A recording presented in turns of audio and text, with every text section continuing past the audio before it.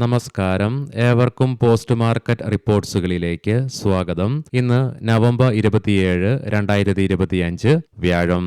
അങ്ങനെ 14 മാസങ്ങൾക്ക് ശേഷം ഈ വർഷം ആദ്യമായിട്ട് നിഫ്റ്റിക്ക് വീണ്ടും ഫ്രഷ് റെക്കോർഡ് ഹൈ ക്രിയേറ്റ് ചെയ്യുവാൻ സാധിച്ചപ്പോൾ സെൻസെക്സിനും 14 മാസങ്ങൾക്ക് ശേഷം 86,000 എന്ന ലെവൽ മറികടന്നുകൊണ്ട് ഫ്രഷ് റെക്കോർഡ് ഹൈ ക്രിയേറ്റ് ചെയ്യുവാനും സാധിക്കുകയുണ്ടായി. അതേസമയം ഇന്ന് ബാങ്ക് നിഫ്റ്റിക്കും വീണ്ടും ഫ്രഷ് റെക്കോർഡ് ഹൈകൾ ക്രിയേറ്റ് ചെയ്യുവാൻ സാധിച്ചു.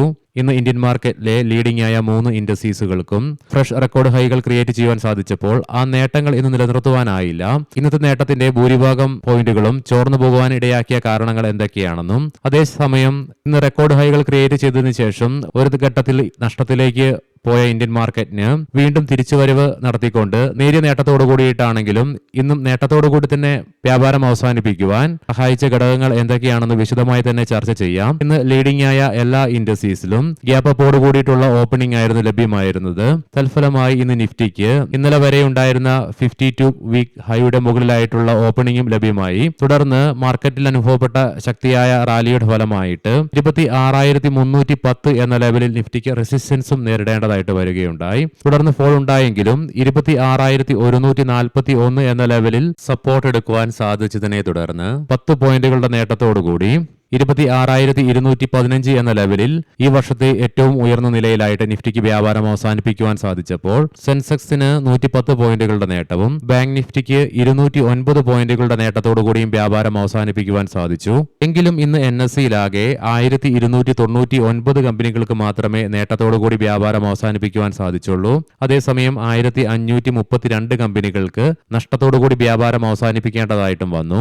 ഇന്ന് സെക്ടർ വൈസ് നോക്കുമ്പോൾ IT, പ്രൈവറ്റ് ബാങ്ക്, മീഡിയ തുടങ്ങിയ മേഖലകളെ മാറ്റി നിർത്തി കഴിഞ്ഞാൽ മറ്റെല്ലാ മേഖലകൾക്കും നഷ്ടത്തോടുകൂടി തന്നെ വ്യാപാരം അവസാനിപ്പിക്കേണ്ടതായിട്ട് വരികയുണ്ടായി. Oil and gas, reality, consumer durables, energy തുടങ്ങിയ മേഖലകൾക്ക് 0.5% നഷ്ടവും നേരിടേണ്ടതായിട്ട് വന്നു. Bajaj finance, HUL, Bajaj Finserv, ICIC bank, Shriram finance തുടങ്ങിയ സ്റ്റോക്കുകൾ ഇന്ന് നിഫ്റ്റിയിൽ നേട്ടം കൈവരിച്ചപ്പോൾ Eicher motors, ONGC, Eternal, Maruti Suzuki, Bajaj auto തുടങ്ങിയ സ്റ്റോക്കുകൾക്ക് ഇന്ന് നിഫ്റ്റിയിൽ നഷ്ടവും നേരിടേണ്ടതായിട്ട് വന്നു. ബോർഡർ മാർക്കറ്റ്സിൽ ഇന്ന് മിക്സ്ഡ് ആയിട്ടുള്ള പെർഫോമൻസ് ആണ് കാണുവാൻ സാധിച്ചത്. തൽഫലമായി BSE മിഡ് ക്യാപ്പിന് ഫ്ലാറ്റ് ആയിട്ട് വ്യാപാരം അവസാനിപ്പിക്കുവാൻ സാധിച്ചപ്പോൾ BSE സ്മോൾ ക്യാപ്പിന് 0.4% നഷ്ടത്തോടുകൂടിയും വ്യാപാരം അവസാനിപ്പിക്കേണ്ടതായിട്ട് വരികയുണ്ടായി. തുടർച്ചയായി ഇന്ന് രണ്ടാമത്തെ ട്രേഡിംഗ് സെഷനിലും ഇന്ത്യൻ രൂപ അമേരിക്കൻ ഡോളറിനെതിരെ ഇന്നലത്തെ ക്ലോസിംഗിൽ നിന്നും 3 പൈസയുടെ നഷ്ടത്തോടുകൂടി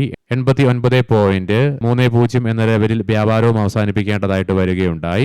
ഇന്ന് നമ്മുടെ മാർക്കറ്റിനെ നേട്ടത്തിലേക്ക് നയിക്കാനുണ്ടായ കാരണങ്ങൾ എന്തൊക്കെയാണെന്ന് വിശദമായി തന്നെ ചർച്ച ചെയ്യാം. അതിനു മുൻപേ ഇന്ന് നമ്മുടെ മാർക്കറ്റിൽ സെൻസെക്സിനും നിഫ്റ്റിക്കും ബാങ്ക് നിഫ്റ്റിക്കൊക്കെ ഫ്രഷ് റെക്കോർഡ് ഹൈകൾ ക്രിയേറ്റ് ചെയ്യുവാൻ സാധിച്ചെങ്കിലും ആ നേട്ടങ്ങളൊക്കെ ചോർന്നു പോകുവാൻ ഇടയാക്കിയ കാരണങ്ങൾ എന്തൊക്കെയാണെന്ന് വിശദമായി തന്നെ ചർച്ച ചെയ്യാം.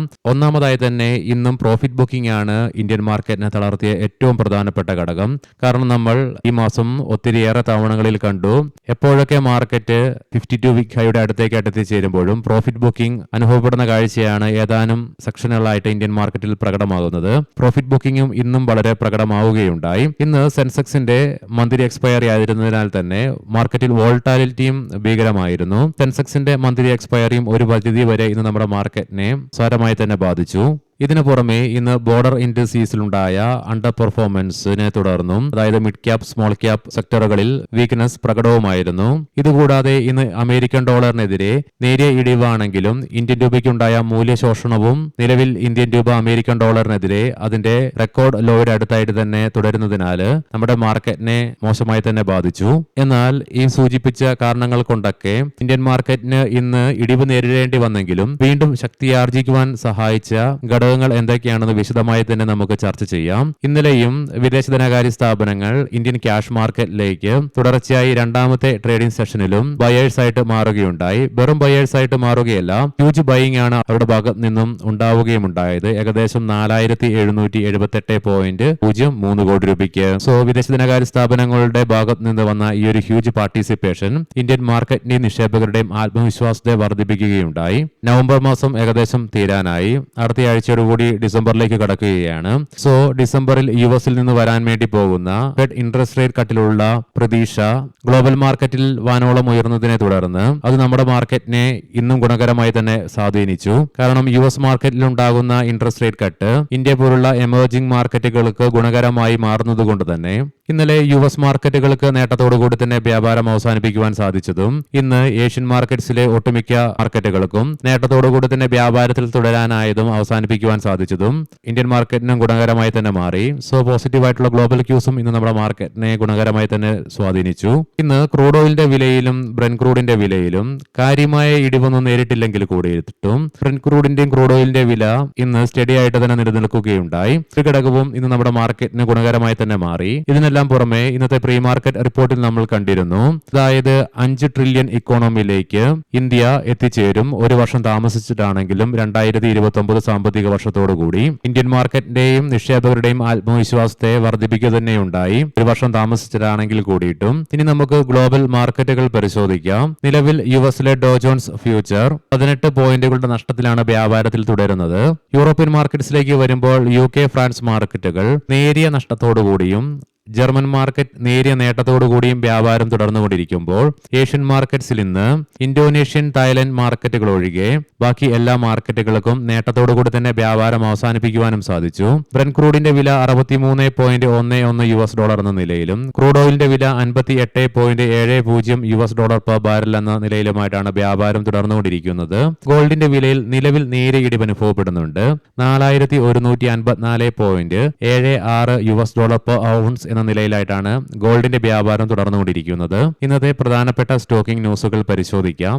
മുൻകൂട്ടി ഓർമ്മിപ്പിച്ചുകൊള്ളട്ടെ, ഇത് ബൈ ഓർ സെൽ റെക്കമെൻഡേഷൻ അല്ല. കാർ ട്രേഡ് കാർദേക്കോ ഏറ്റെടുക്കുന്നതിനുള്ള ചർച്ചകൾ കമ്പനി പിൻവലിക്കുകയുണ്ടായി. വേൾപൂൾ ഓഫ് ഇന്ത്യ നമ്മൾ ഇന്ന് പ്രീ മാർക്കറ്റ് റിപ്പോർട്ട്സിൽ കണ്ടു, സ്റ്റോക്കിൽ ഇന്നൊരു ബ്ലോക്ക് ഡീൽ നടക്കുമെന്ന്. 11.8% വരുന്ന ഓഹരികൾ വിറ്റഴിക്കുവാനുള്ള ബ്ലോക്ക് ഡീൽ ഇന്ന് നടക്കുകയുണ്ടായി. തൽഫലമായി ഇന്ന് ഇൻട്രാഡേ ബേസിസിൽ 11%-ലേറെ ഇടിവും സ്റ്റോക്കിൽ അനുഭവപ്പെട്ടു. മാൻ ഇൻഫ്ര കൺസ്ട്രക്ഷൻ കമ്പനിയുടെ പ്രൊമോട്ടറായ പരാഗ് ഷാ ഇന്നും ഓപ്പൺ മാർക്കറ്റ് ട്രാൻസാക്ഷൻ വഴി 60 ലക്ഷത്തോളം വരുന്ന ഷെയറുകൾ സ്വന്തമാക്കുകയുണ്ടായി. ഇതിനെ തുടർന്ന് പ്രൊമോട്ടറുടെ ഓഹരി 62.34% ഉയരുകയുണ്ടായി. മോഴ്സൺസ് ലിമിറ്റഡ് ആദ്യ ഇൻട്രീം ഡിവിഡന്റ് കമ്പനി പ്രഖ്യാപിച്ചു. 5 പൈസ പെർ ഷെയർ എന്ന നിലയിൽ 1 ഡിസംബർ 2025 റെക്കോർഡ് ഡേറ്റ് ആയിട്ട് പരിഗണിക്കുക. ഫിനോലെക്സ് കേബിൾസ് ലിമിറ്റഡ് പെനൽറ്റിയും ഇൻട്രസ്റ്റും ഉൾപ്പെടെ വെസ്റ്റ് ബംഗാൾ അതോറിറ്റീസിന്റെ ഭാഗത്ത് നിന്നും 1,86,952 രൂപയുടെ ടാക്സ് ഡിമാൻഡ് നോട്ടീസ് കമ്പനിക്ക് ലഭിക്കുകയുണ്ടായി. ഏഷ്യൻ പെയിന്റ്സ് UAE-യില് 340 കോടി രൂപ മുടക്കിക്കൊണ്ട് കമ്പനിയുടെ സബ്സിഡറി രണ്ടാമത്തെ യൂണിറ്റ് സ്ഥാപിക്കുവാൻ തീരുമാനമെടുക്കുകയുണ്ടായി. അപ്പോളോ മൈക്രോ സിസ്റ്റംസ് വാറണ്ടുകളെ ഇക്വിറ്റികളാക്കി മാറ്റുന്നതിലൂടെ കമ്പനിയുടെ മൂലധന അടിത്തറ ഉയർത്താനായിട്ട് കമ്പനി തീരുമാനമെടുക്കുകയുണ്ടായി. ഏവർക്കും ശുഭരാത്രി നേരുന്നു.